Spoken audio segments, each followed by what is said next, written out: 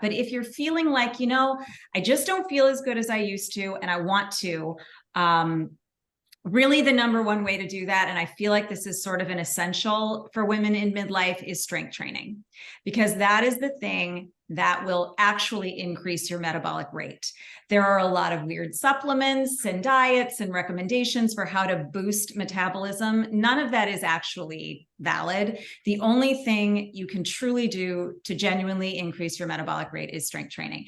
That also protects your bones. It also improves insulin sensitivity. It improves your body composition to help with that visceral fat that might be developing. So the number one thing I say is, are you ready to strength train? And how much strength training should you be doing? How often and how much? And, how intense should you be Right. doing So that is going to be very dependent upon the woman. What I always say to my clients is we all have an effort threshold, right?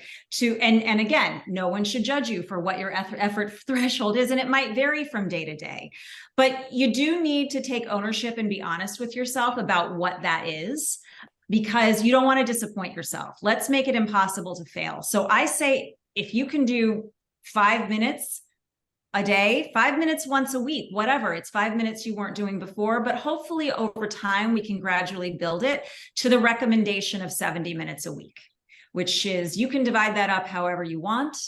I personally do about 10 to 20 minutes a day, because the way I like to work exercise, and what I really recommend for people who either haven't done it in a while or just has never really felt like their thing, is to make an appointment with yourself every single day. Don't take a day off in the beginning. Once you get used to it and you love it, and it feels like, oh, my day is missing something if I don't have this, then fine, then shimmy it around. But initially, make an appointment like you would with anyone else that you don't want to disappoint, because you shouldn't disappoint yourself, and make it for the same amount of time. You can do whatever you want. You can do cardio, you can do strength training, you can do a combination, you can do yoga, you can take a walk, you can roll around on the floor, whatever you want to do, but you are keeping that appointment.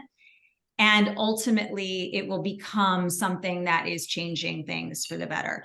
Just one more thing I want to say about exercise. What I really encourage my clients to do, and hopefully I send this message as well, is so many of us have a relationship with exercise that is about compensation for calories eaten or calories that we're going to eat.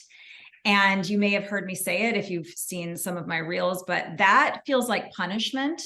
That is not the relationship you want to develop with exercise. If we can instead, we want the body composition shift, we want all those awesome benefits, but those take time.